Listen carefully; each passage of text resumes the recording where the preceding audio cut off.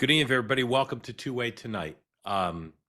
Three stories primarily we'll talk about this evening together, although there are more. We may get to more, but there are three we'll definitely focus on. First of all, I continue to believe, as I said on the morning meeting, as I said on Next Up, there's one dimension to the war now. The U.S. will either win or lose in reopening the Strait. And some developments on that today, but it's not reopened. I can tell you that.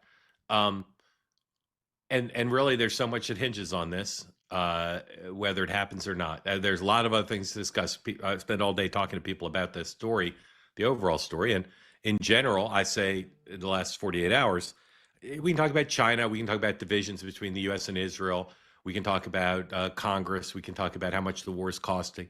We can talk about the terror attacks here at home. There were potentially two today, one in Michigan, one in Virginia. We can talk about the Saudis, the impact on the Indian economy, and those sorts of things we can talk about.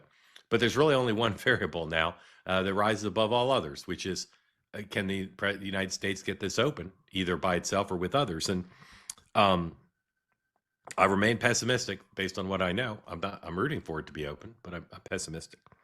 That's number one. Number two is these two attacks today, two shooting events, both potentially linked to terrorism. Never want to jump to conclusions, but one at a synagogue in Michigan, and then one in Virginia, and we'll in Norfolk, and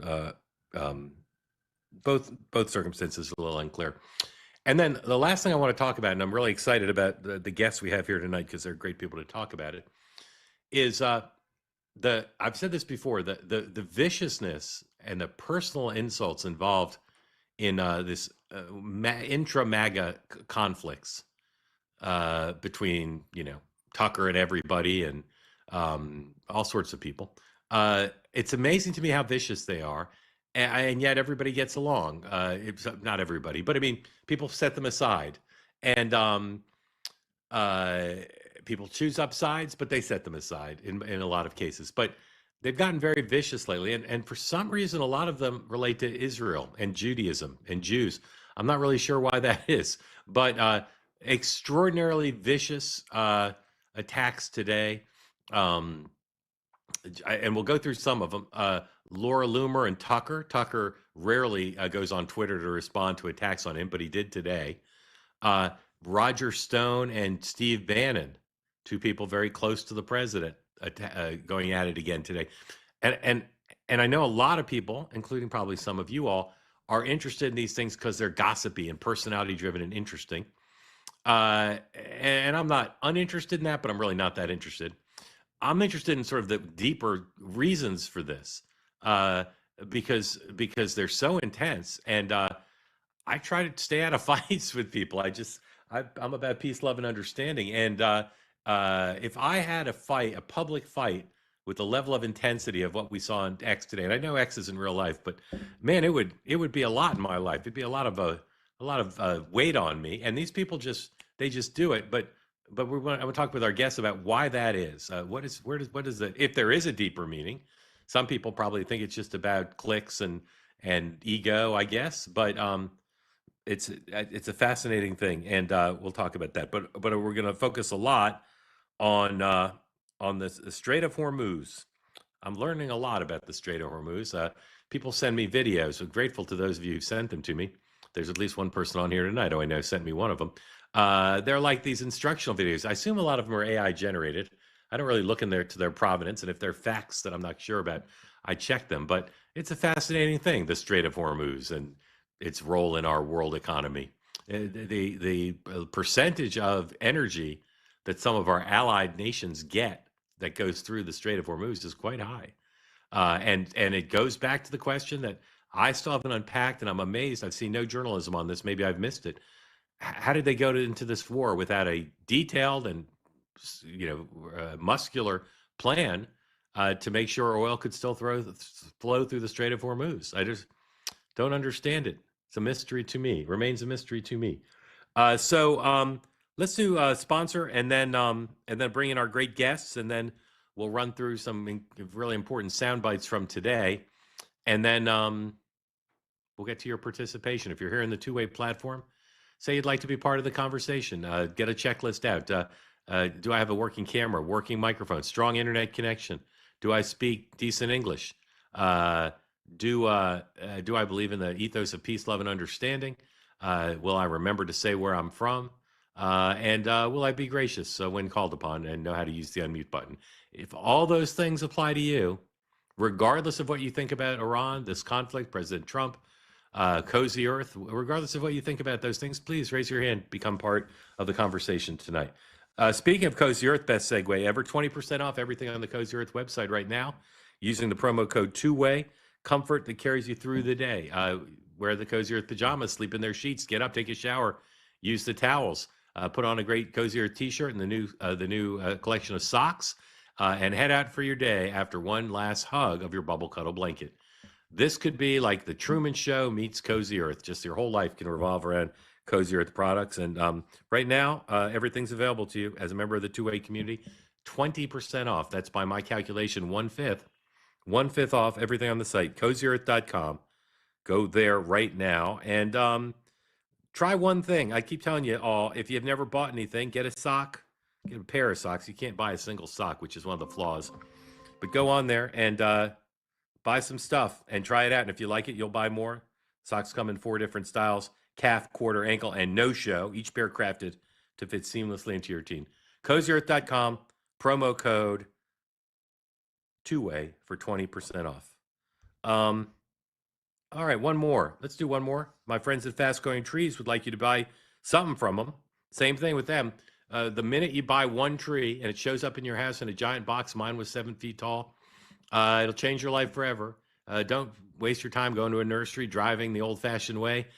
Go on to fastgrowingtrees.com and buy yourself a tree or two or a bush, or buy one for someone else. They've got over 2 million customers who've used the website, and it's you'll see it's data rich, easy to use. But they'll ask you where you live, what kind of tree you might want, how you want to take care of it, inside or outside. And then the next thing you know, it'll show up at your house. All their trees come with the Alive and Thrive guarantee. Promises that your plant will arrive happy and healthy and ready to grow fast.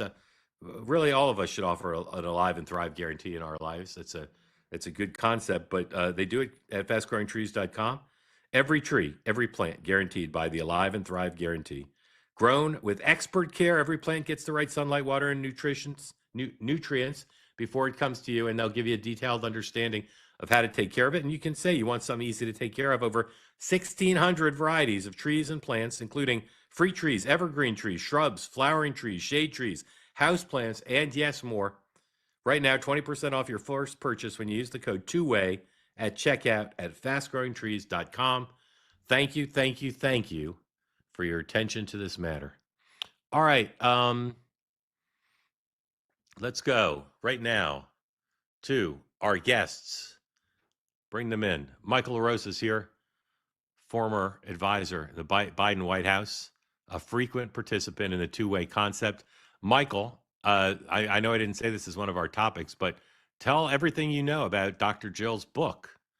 Will she be score settling, for instance? We talked about that on the morning meeting. Do you know?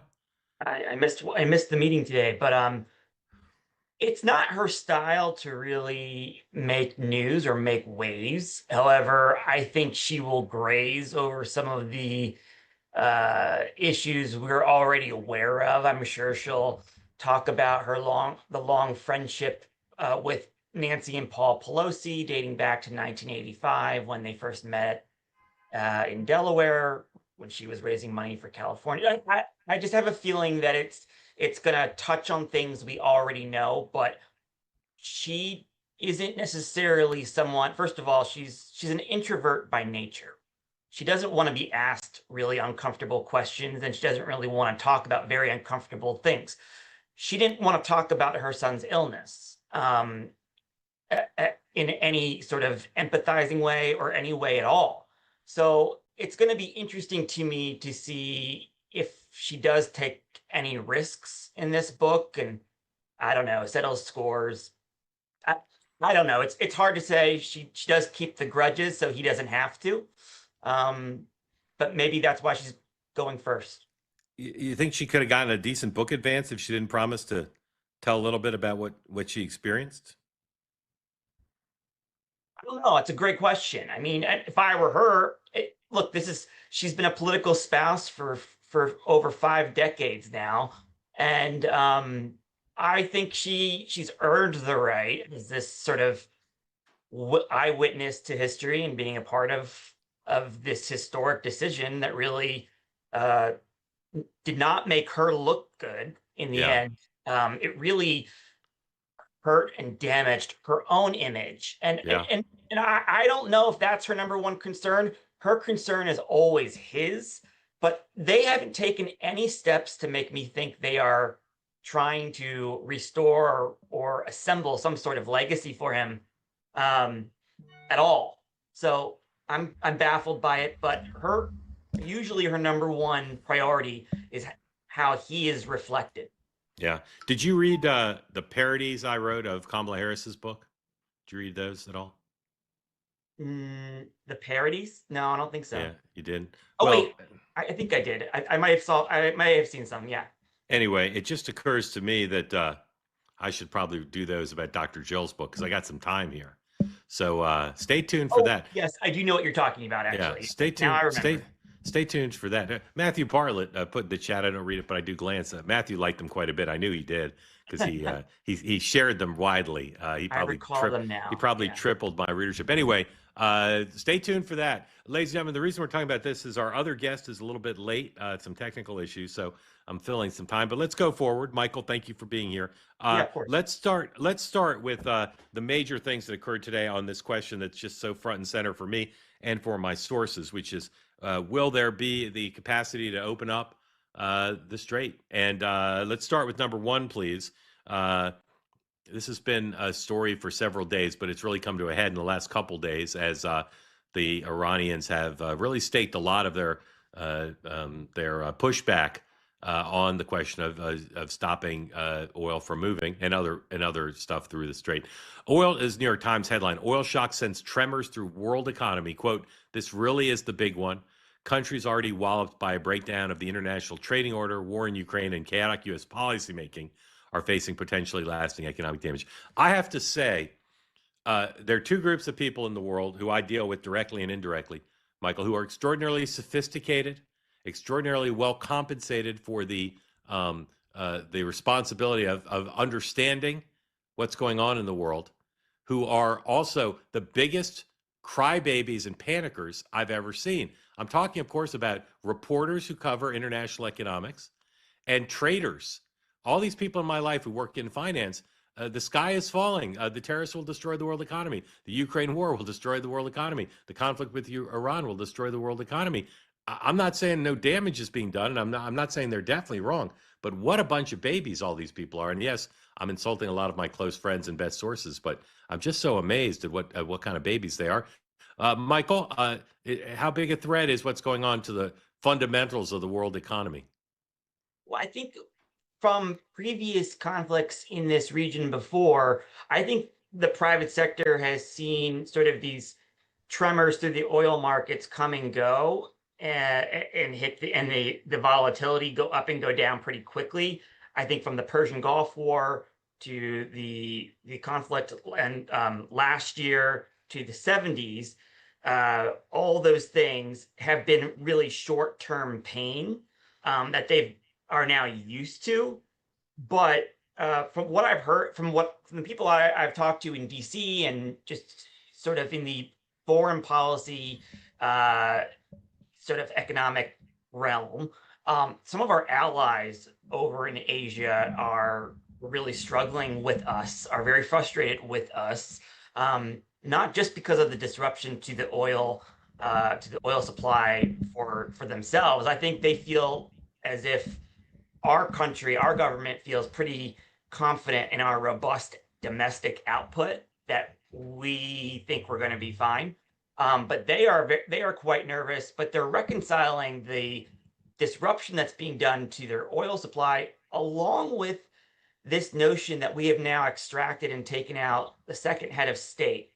And a lot of them are really struggling with this, and they don't know how to reconcile it with their relationship with us. Of course, they have no choice. If you're Japan or some of our allies in the Pacific Rim region, or even in Europe, they take these threats of borders very seriously. And we've done it. We've violated them now twice. And you talked this morning a little bit about the lack of preparedness on multiple ends, on the oil supply end and on the weaponry end, the military end. But it seems like there's going to be a lot of diplomacy that's going to need to be done for our alliances after this is, if and when this is over. Yeah.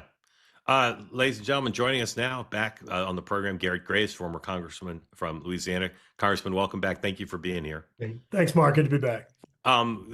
We talked at the top of the program about the emphasis that Speaker Gingrich and I and others have put on this binary zero-sum question of reopening the Strait of Hormuz and how that right now seems to be towering over all the other elements of the war. Do you agree that that's a really, really important consideration in determining the contours of this conflict?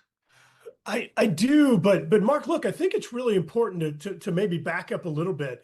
I saw some folks posting about the Arab oil embargo in the 70s and other things and trying to draw some parallels. One of the things the United States has done incredibly well over the last few decades is beginning to insulate ourselves from global energy markets.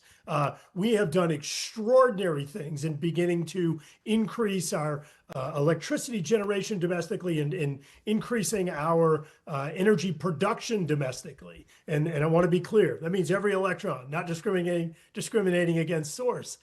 And so what you're seeing globally, does it have an impact on U.S. markets? It does, but it is not to the extent that you would have seen decades ago. Important point. Number two, I do agree with you. I think that ensuring safe transit in the Strait is absolutely important because it has a profound impact on global energy markets. And Iran knows that is a very sensitive point that they can use to try to influence the U.S. actions.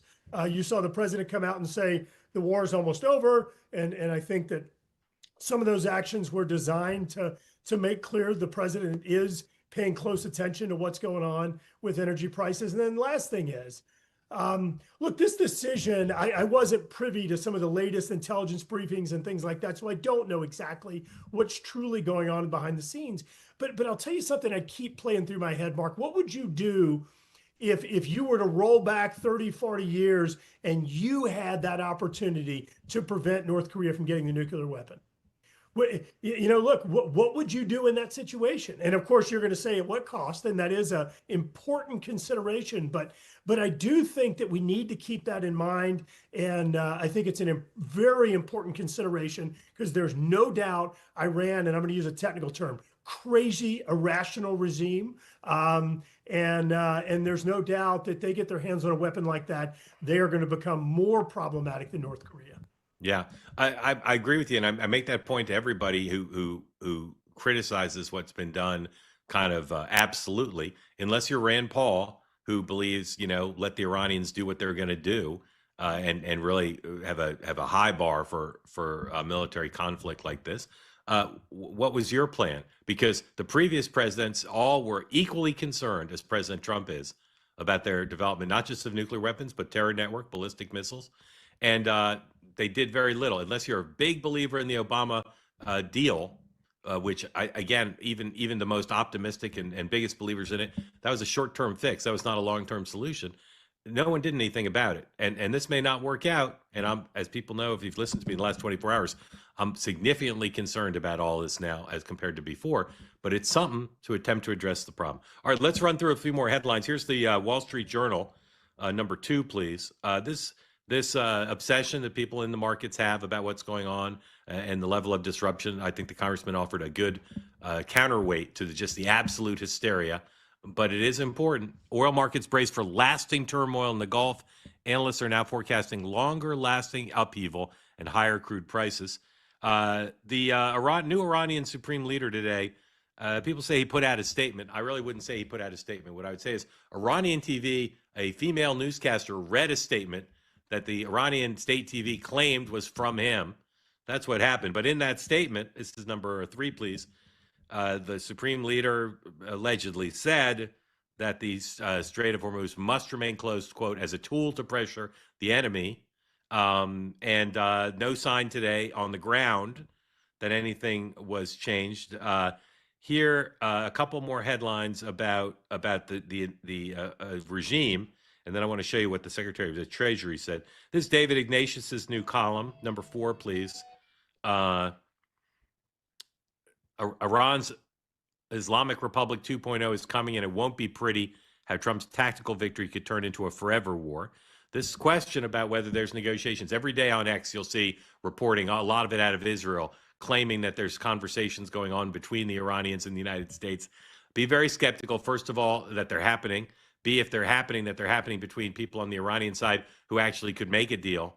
And number 3, that the United States would trust a deal made with anybody from Iran after the experience that they had in Geneva, where the president's negotiators came to the conclusion that the Iranians were not trustworthy interlocutors. Here's another Wall Street Journal headline, and this is the Israeli officials casting doubt. This is number 5 on the prospect of conversations that are meaningful.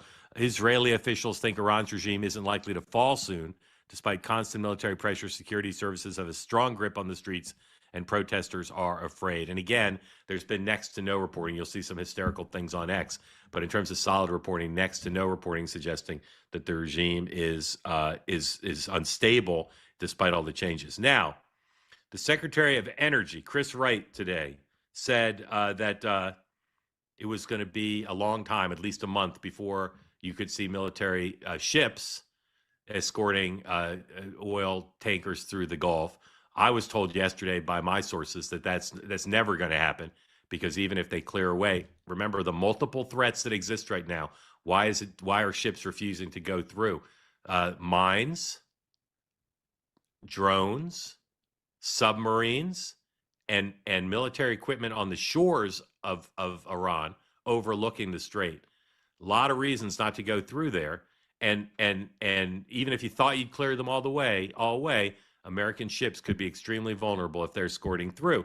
However, the Secretary of Treasury said today that it was possible that this would happen, but he used a phrase called militarily possible. Here's Scott Bessent. Listen to the money line. Militarily possible. Number 7, please. My belief that as soon as it is militarily possible, the U.S. Navy, perhaps with an international coalition, will be escorting vessels through. And that came up just now in the Situation Room. Your words, not mine. But again, are we days away from that? We've been planning for this. We've done scenario analysis, for months, for weeks, leading into this. So, but it's a prospect in the coming days, then. It is a prospect as soon as we have complete control of the skies and are degrading they have no Air Force. The Navy is sunk, literally and figuratively, and the munitions factories, the rebuilding capabilities for the missiles,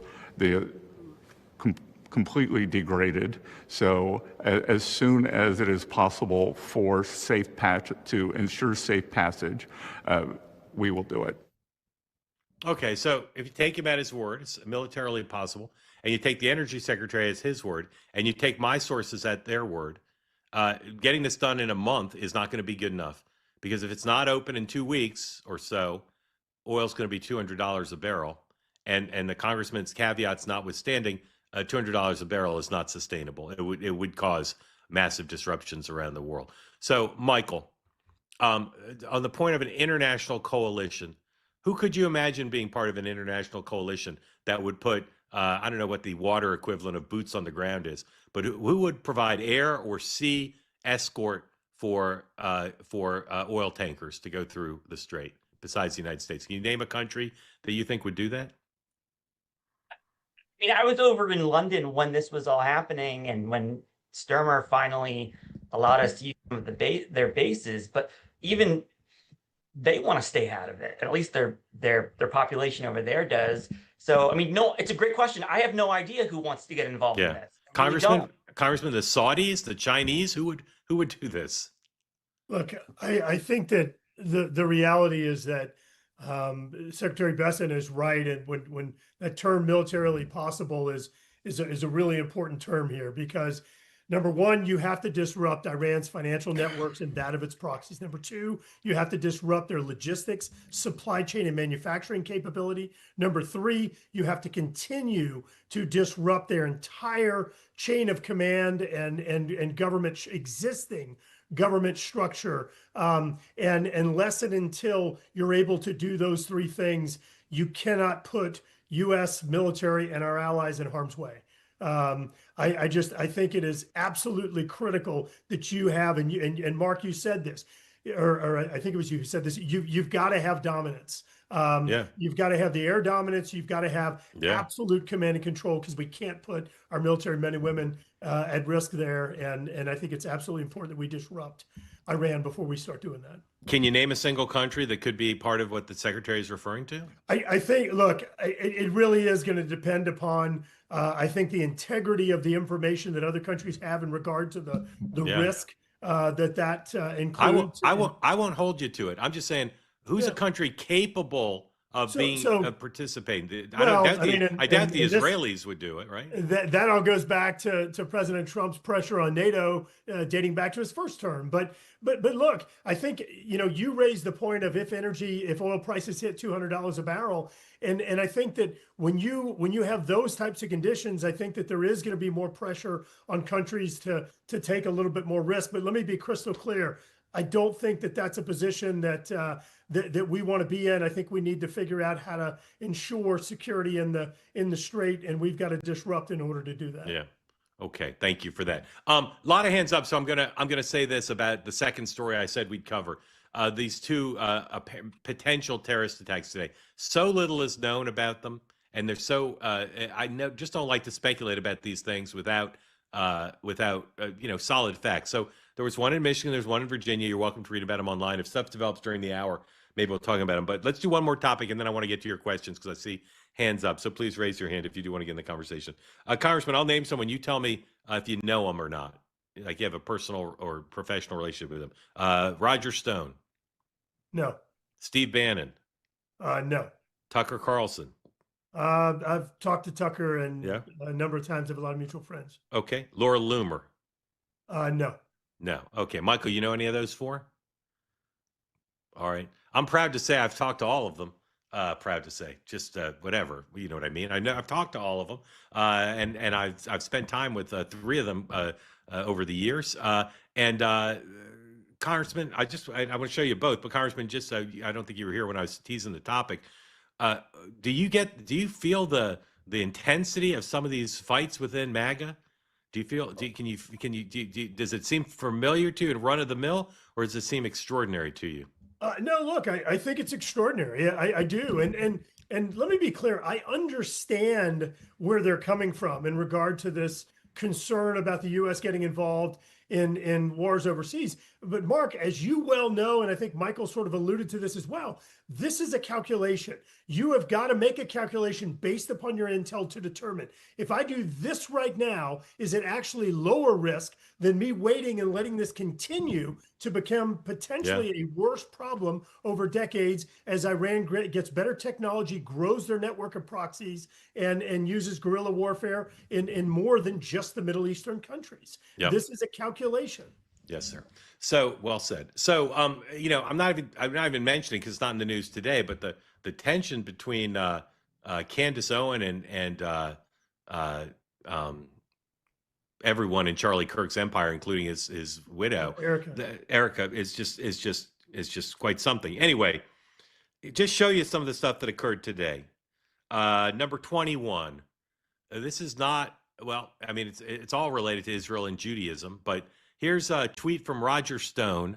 Roger says, I convinced Donald Trump to speak at his first CPAC conference in 2011. That's the speech which made me realize Donald Trump could someday be president, by the way. Now I'm urging a general boycott of CPAC 2026 because they are featuring pedophile enabler Steve Bannon as a speaker. These are two guys who've been instrumental in Donald Trump's political rise. Roger Stone for years, decades really, and then Steve Bannon starting not just in 2016. Steve was affiliated with the president politically before then. So Roger's calling for a ban of a boycott of CPAC because of Steve. Okay, and calls him a pedophile enabler. Here is Laura Loomer on Tucker. This is, let's see, is number 17, please. So Newt tweeted, it's also complicated. What's the guy's name? Cliff May, who's been on two-way, tweeted something about Tucker, and Newt Gingrich tweeted, Tucker Carlson, quote, has lost his way, and Trump now sees that clearly. That's a pretty extraordinary thing for Newt, because Newt's very close to the president. He says the president's seeing that clearly. Tucker was having lunch with the president like 2 weeks ago. And then Lawrence Loomer subtweets Newt's subtweet of Cliff May. Incredible. All it took was for me delivering a dossier on Tucker, she calls him Carlson, to President Trump for everyone to find courage to finally call out Tucker Carlson. Trump said he had no idea what Tucker was saying about him till I showed him. Incredible. I should be working in the White House. Laura's refrain, Laura's tagline always is I should work in the White House. And then here's Tucker slapping back at Laura. Laura had some criticism as Tucker. I probably know what it all means. I don't. But here's what Tucker tweeted, 16. It's rare for Tucker to tweet these days. I don't know if he tweets at all, but he certainly doesn't. I mean, if Tucker felt obligated to respond to people criticizing him on Twitter, he'd have to be cloned because he's criticized all day. So here's Tucker's response. I rarely read and this is to Laura Loomer, I rarely read the filth you publish, and have never responded to it for the same reason I avoid pornography. It's unhealthy and I don't want to encourage it. But in this specific case, I understand exactly what you're doing, and I'd like to stop it now. I've never said or this part I don't need to read. Go to the next screen, please. The point of your post is to blame me preemptively. American Jews who you believe are coming, and this is an absurd slander. Of course, I abhor violence against innocents, which is why I'm disgusted by what Israel has done in Gaza and why I argued against the current war in Iran. As a Christian and an American, I also vehemently oppose punishing anyone on the basis of bloodline. This whole thing is too Byzantine for me. What you're doing divides this country more than you likely understand. I hope you will stop. Michael, again, what's the bigger meaning of all these fights? Is it for attention? Is it principled disagreement? Because as I like to joke, and I know you'll appreciate this joke, with the exception of when Neera Tanden tweeted alone, there's nothing like this on the left. There's not this intense criticism, seemingly pegged to substantive disputes, but really to my ear and my eye, just kind of like bitter and personal. So what's the larger meaning here? What do you think is animating this stuff? So a couple things. I don't pay attention enough because we do have our own. Not like this. Intra-party. I mean, not like this. You do not. It's manifested itself in different ways, Mark. We have 5 primaries, congressional primaries, and relatively safe Democratic seats in Illinois in 5 days. But we could be getting a bunch of Mamdanis in each of them when these should be easily winnable races. And we're fighting about AIPAC money versus Justice Democrats money, and progressives versus moderates, and pro-AI versus regulating AI, and the big money coming into these races. And you have the pod bros who are hammering, calling to primary Democrats who supported the funding of the supplemental. So, it's not as personal. You're right. It's not as conspiratorial. I don't know. I mean, I didn't pay enough attention to Charlie Kirk, and I regret that I didn't inform myself enough as to what he was all about and who he was. I tend to kind of leave the characters of each party who are, profiting off of attention for good or bad. I don't know, but I don't know what the larger meaning is. A source of mine from that world seems to think it's all about J.D. Vance in 2028. Yeah, that's a theory I hear. Congressman, what do you attribute the intensity of these very personal attacks? Yeah, look, going back, and I apologize, your earlier question, I thought you were talking about in the framework or within the lens of what's going on in the Middle East about this divide. Well, a lot of it does relate to the Middle East. It does. So let me sort of build on what Michael covered. So first of all, yeah, look, every party has their inter-party conflicts, and it is intensified when a party is in control. and because they have the reins of government, therefore folks disagree on how those reins should be maneuvered one way or another. And so that's what you're seeing right now. I do think that part of this is sort of one, it's attention getting, and I'm going to go on my little stump for just a minute. I think the increased polarization you're seeing in politics in the United States is an awful direction for us to go. I'm all for ideology and beliefs. It is an awful direction for us to go. And unfortunately, we have a perverse reward mechanism today where people are rewarded for the more bombastic or provocative behavior, rather than people rewarded for actually delivering results, for actually making progress for the country. All right, back to your question. Yes, sir. So I think that part of this is it is attention getting, and I think part of it is posturing. Agreeing with Michael, I think part of it is posturing for this next election, presidential election, and seeing who the folks are that are actually the mouthpiece of MAGA and going to be the most influential moving forward. But let me just say it again in closing. I think it's a dangerous direction that we're going in. You have other countries that do have coalition governments, and they have more than just the two parties, the two major parties we have in the United States. So this isn't totally crazy, because we are effectively shoving all these coalitions into two different political parties. And I think you're seeing the seams break a little bit more now.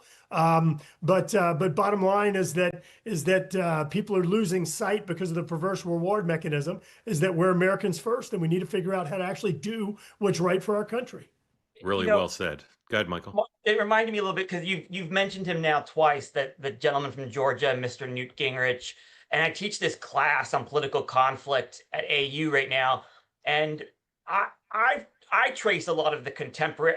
First of all, both sides are very guilty of some really poor behavior, but if you trace a lot of the roots to it, it does date back to bringing C-SPAN into the House chamber, into the Senate chamber, Newt creating the 1 minute, the illusion that the members are talking to a large audience when really they're just talking to one camera. And he really, through his GOPAC creation, really invented, or sort of, I would say, revolutionized how we talk to each other in politics. The terms traitor, anti-American, corrupt. I mean, that all was part of the GOPAC playbook manuals in the 80s to train Republicans. And we saw Newt go out, really aggressively go after a Speaker of the House, a Majority Whip, and pursue the other side in ways that we had not seen in politics prior to that. And so I do trace a lot of the roots in the history of it. I'm not saying it's unfair. I'm just saying I think that's where the roots lie. Yeah, there's no doubt, Michael, that your history of Speaker Gingrich is going to be relevant and resonant for a lot of people. I'll just point you to the Bork hearings, which preceded Speaker Gingrich, which had rhetoric from the Democratic Party that was, some people say, was an antecedent for what occurred. Still post Bloody Eighth and some of those things. Yeah. Just had a press conference, live press conference in Virginia, and authorities there say the shooting there, they are saying, was an act of terrorism. So we never did figure out what happened in Austin, as far as I know. And now we've had several others. And always the question in these cases, a lone wolf, follower, or followers in New York City as well, or actually part of a network, a sleeper cell activation. And a pretty critical distinction. I don't think we know in any of these cases. You confirm that it is an act of terrorism? The authorities are branding it an act of terrorism, but that of course doesn't mean it's connected. It was ordered from Tehran or it's part of a network. It just, terrorism can mean different things. And authorities sometimes will simply say it was an act of terrorism because the intention was to terrorize. But it reminds me of now the second example of something similar, connecting some of the executive orders that the new governor overturned when she got in, related to ICE and immigration deportations. And I don't know. I don't want to jump to conclusions, and I don't want to speculate either. Yeah. But I hear you. I'd be rethinking some of those things. Yeah, I hear you. All right, quick word from a sponsor, then right to your questions. Please raise your hand if you want to be in on the conversation with Garret Graves and Michael Arosa. Right now, you can save up to 85% off on your prescriptions. If you have health insurance, it covers your prescriptions, but sometimes you get sticker shock when you get to pick up a prescription. Or you don't have health insurance that covers your prescriptions and you want to make sure you can save. You can go to super.com/RX and potentially save up to 85% off your prescription. You don't have to guess. You can go on and search on their site.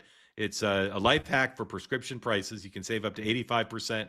As I said, if you've got a medication you take and you're paying a lot for it, go on to the website and see if you can save. Go to super.com/RX to see how much you can save. It's not a one-time coupon. It's part of a membership that's designed to put money back in your pocket, and you can use it at any drugstore, just like you get money back when you purchase things with other kind of discount cards. So it's good at CVS, Walgreens, Walmart, Kroger, and other chain pharmacies and other pharmacies around the country. More than 74,000 pharmacies nationwide. So go on and take a look, super.com/RX, and see if you could save a little money. All right, to your questions, as always, unmute with love, peace, understanding in your heart. Questions for Congressman Graves and for Michael. And we start with Matt. Matt, welcome. Good to see you, my friend. Tell everybody where you are, what's on your mind. Yeah, good to see the three of you. I'm in the Lake Tahoe area.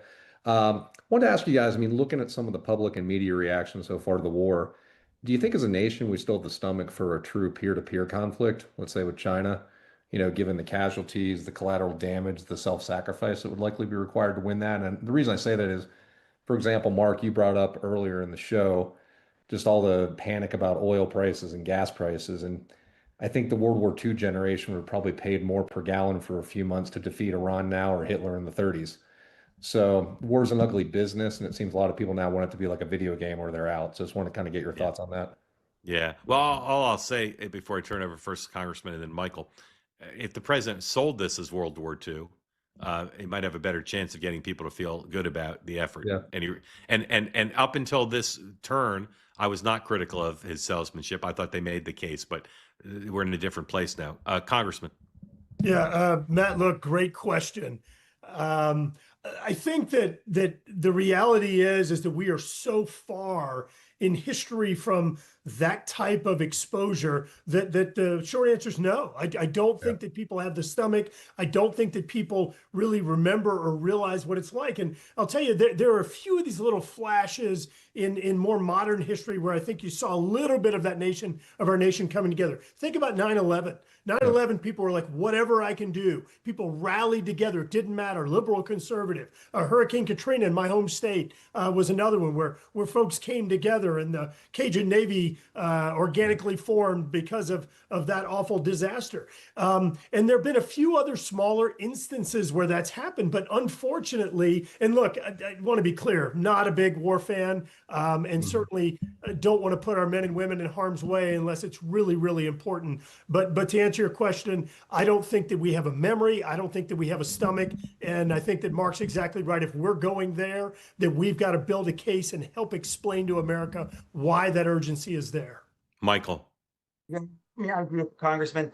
I would also say that, and I noticed this after Venezuela, that things are so partisan and polarized, and both sides are incentivized for political survival. So what used to be the case where you'd give the president the benefit of the doubt to go in and use the military because they are acting on something actionable. Like just even after Panama, and Sam Nunn and Chris Dodd and Tom Foley, Ted Kennedy all came out, supportive of the president and the commander in chief. That did not happen after Venezuela. It's not happening now as we talk about supplemental funding for our actions, and we're going to need these supplementals.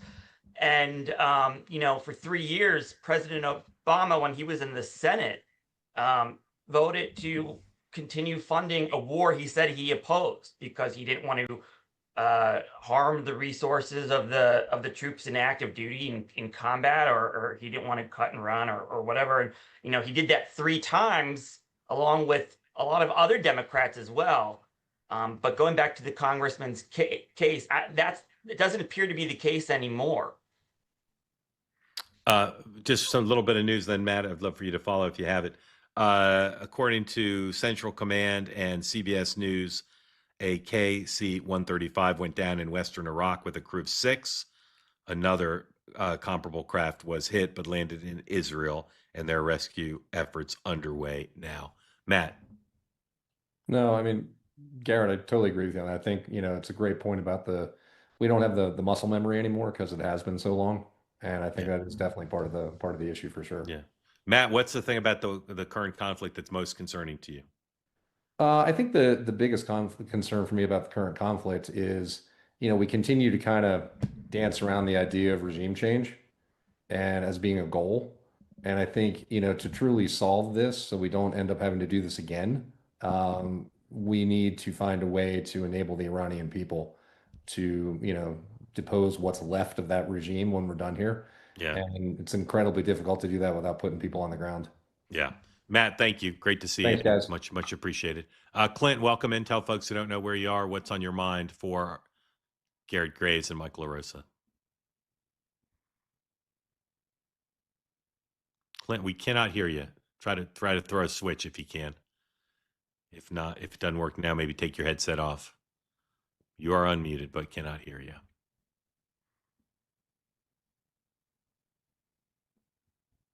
No. All right, Clint, you keep working on it. We're going to bring in Ray. Ray, welcome.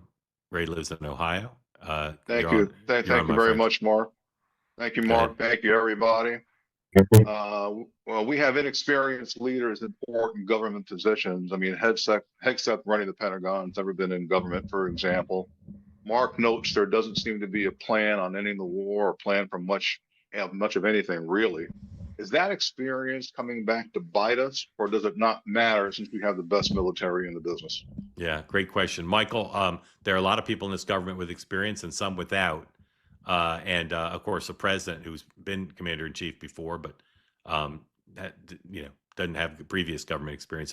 How much could that be a factor in the success of this operation, do you think?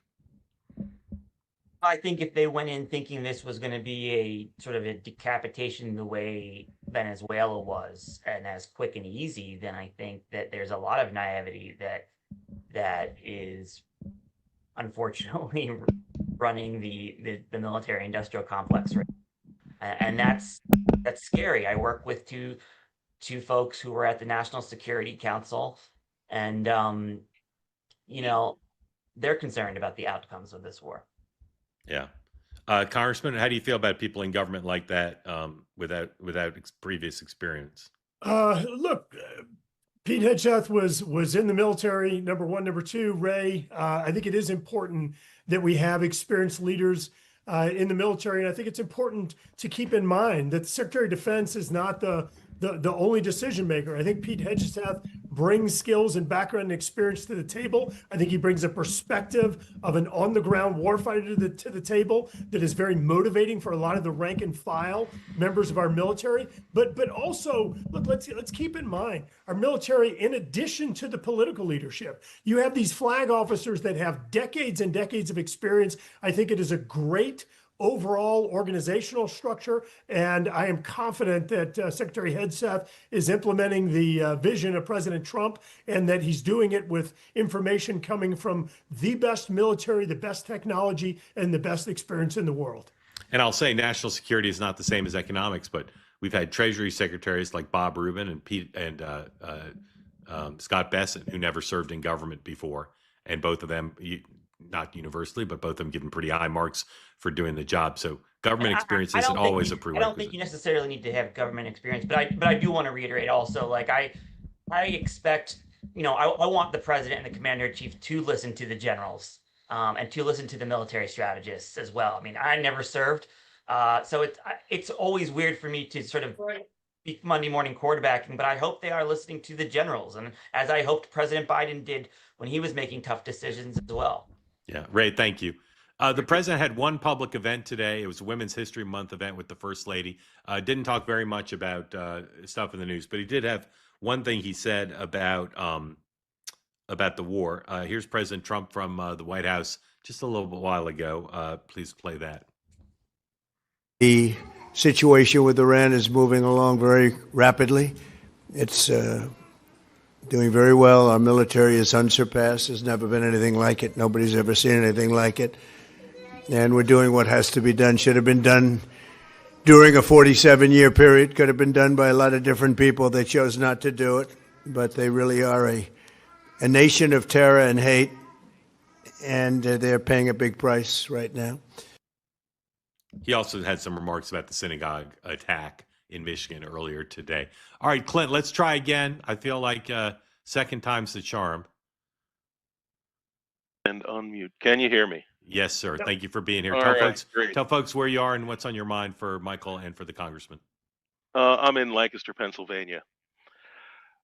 You asked earlier about who else might be sending resources over to the Strait. Yeah. What other country? And France has them en route. The aircraft carrier Charles de Gaulle, 8 frigates. This is from ChatGPT. Yeah.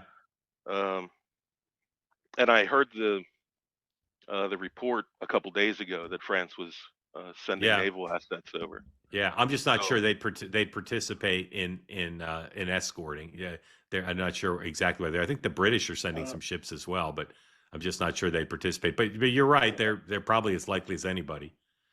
Yeah. Well, go ahead. Well, did you have a question, or you just want to share that? No, I just wanted to share that. No questions, really. Really support what's going on there, primarily because of what's going on with the people of Iran. If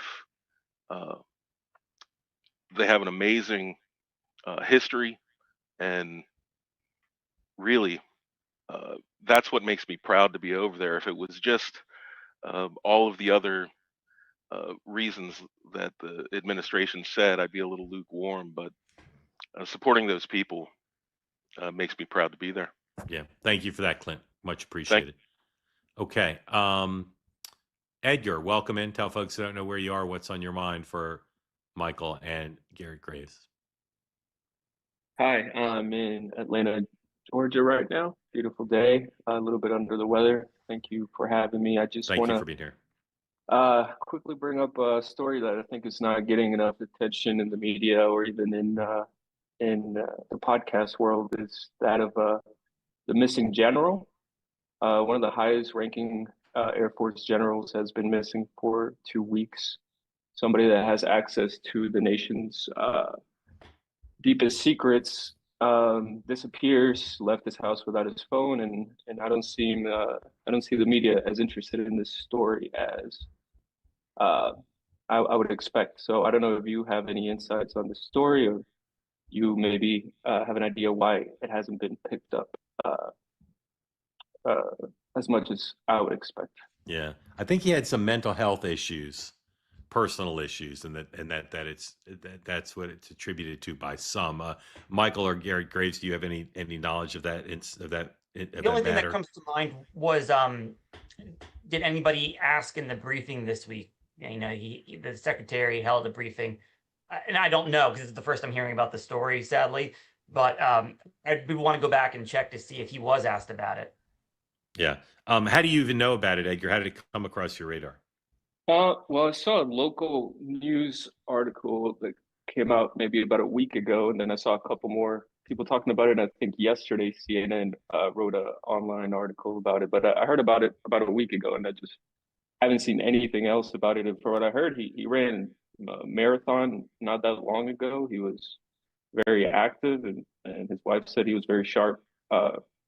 They did have a gray alert, which implies there's some a reason why they expect that he might be in danger, whether it's about medication or something like that. But it's very vague, and there's been a lot of the coverage about it. Unfortunately, there's been sort of conspiracy theories because of the nature of his work. Yeah. Congressman, are you familiar with this case at all? I've read the stories, but I don't have any background or insight into it. But certainly is curious, Edgar. I agree with you. Yeah, I've seen in the chat people are asking his name. It's Major General William Neil McCasland, McCasland, and he worked in a number of areas, including space research. So it is a mysterious case. I'm not sure what to make of it, though. Edgar, hope you feel better. Thanks for coming on. Grateful to you. Okay. Jim, welcome in. Thanks for being here. Tell folks who don't know where you are what's on your mind for our guests. Oh, thank you. I'm in Marin County, just north of San Francisco, enjoying the beautiful weather. Mark, I share your concern about what's going on with this war. I work on Wall Street. I work on the industry Wall Street, now physically on Wall Street. So let me articulate the bedwetting story and let me hear you guys comment about it. This is a classic case, and I'm going to be harsh in the way I articulate it. The Pentagon has failed. And now this is now no longer a war about Iran. It's a war about opening the Strait. And it's a classic case of we've got the generals fighting the last war. We've got a bunch of tools that we're using that are not designed for cheap, inaccurate, massive number of drones that are just being fired at everything. We can't shoot down $20,000 drones with $4 million missiles. Yes, we can. 100% accuracy. We don't have enough of them. Yep. We will go bankrupt before they run out of drones. Worse, the drones that they're using are the Iranian drones are, the Russians copied it, and they've been fighting with these drones in the Ukraine for 3 years with them. The Ukrainians have developed a cheap $100 drone alternative to shooting these down. Zelensky himself gave a presentation to the Pentagon last August about their drone technology, completely ignored by the Pentagon. They just cannot understand what's happened with the Houthis in the Red Sea, what's happened with Gaza and Israel, what's happened in the Russia-Ukraine. The world is now a bunch. You fire 1,000 unmanned, cheap, less than $10,000 a piece weapons, and you better have a $100 option to shoot all of them down. And we don't. And that's why everybody on Wall Street is worried. How are we going to get this? How are we going to get the Strait open? We don't have 10,000 missiles. We don't have 50,000 missiles. They might have an unlimited number of cheap alternatives, whether it's unmanned submarines, whether it's unmanned speedboats, whether it's these drones and the like. And what we're worried about on Wall Street is that every day that the Strait stays closed, the price of oil is going to keep going up 5%. And in 2 or 3 weeks, we're going to be at $200.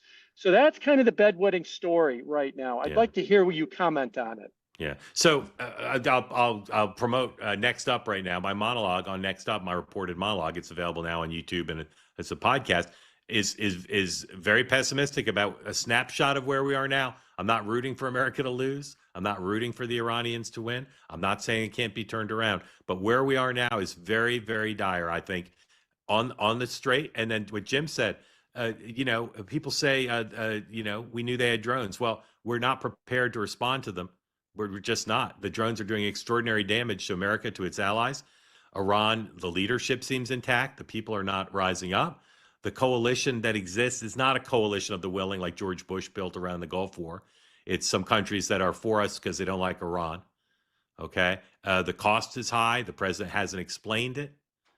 I run through all the problems that there are now. So, Jim, when I talk about bedwetting and overreaction, I just see the markets tend to go on everything into DEFCON 150. This is a nightmare. The world will be destroyed. We'll never make a living again. We're going to have to fire one of our 6 nannies.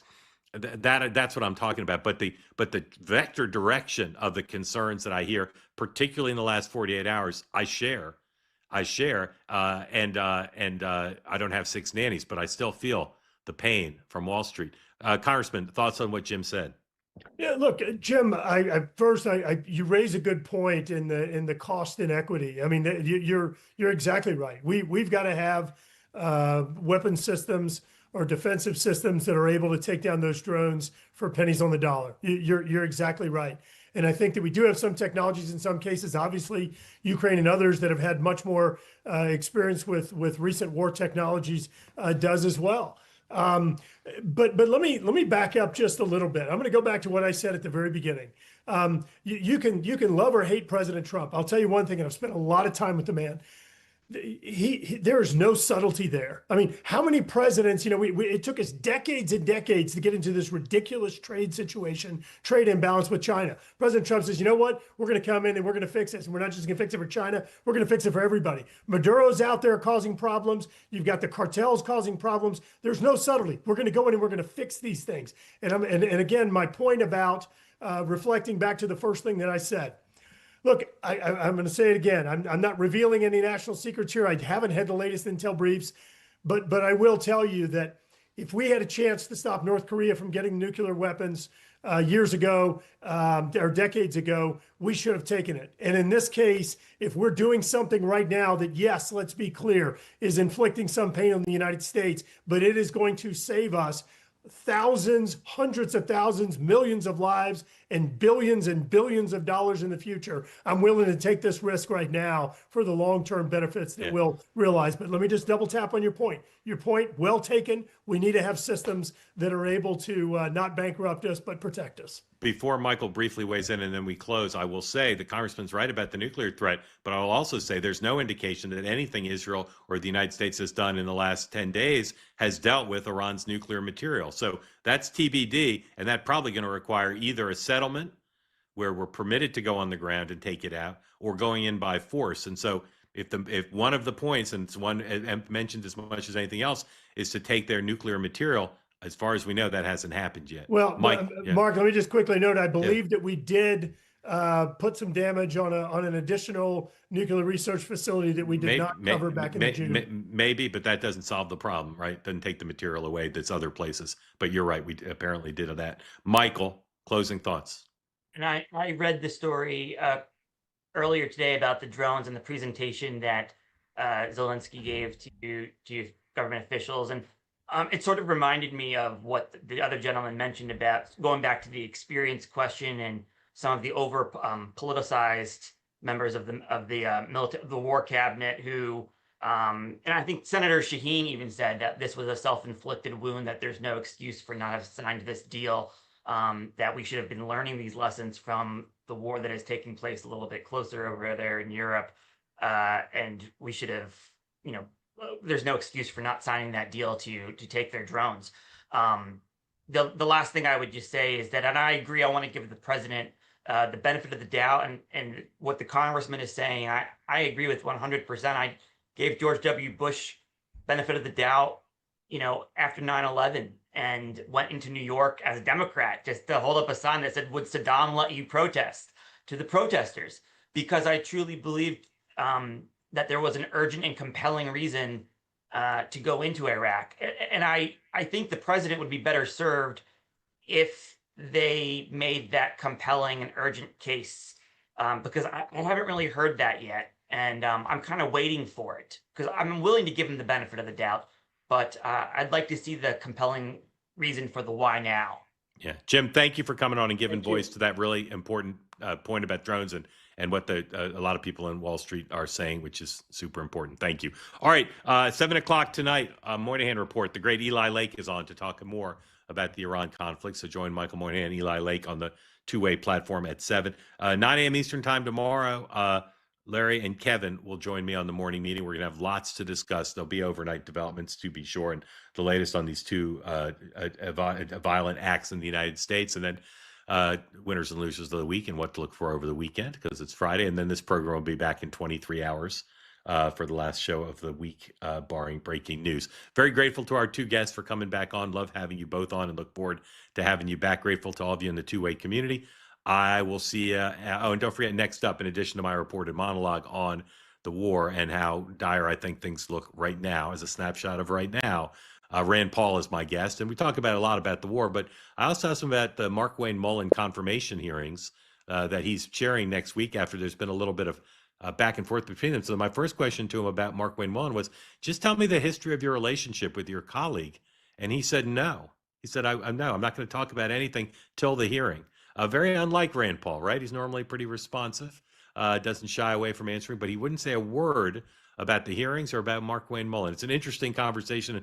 It whet my appetite to watch the hearings, which might have been his point. Anyway, that's available to you now. I'll see you at 9 a.m. tomorrow. Thank you, Congressman. Thank you, Michael. Have a good evening, everybody.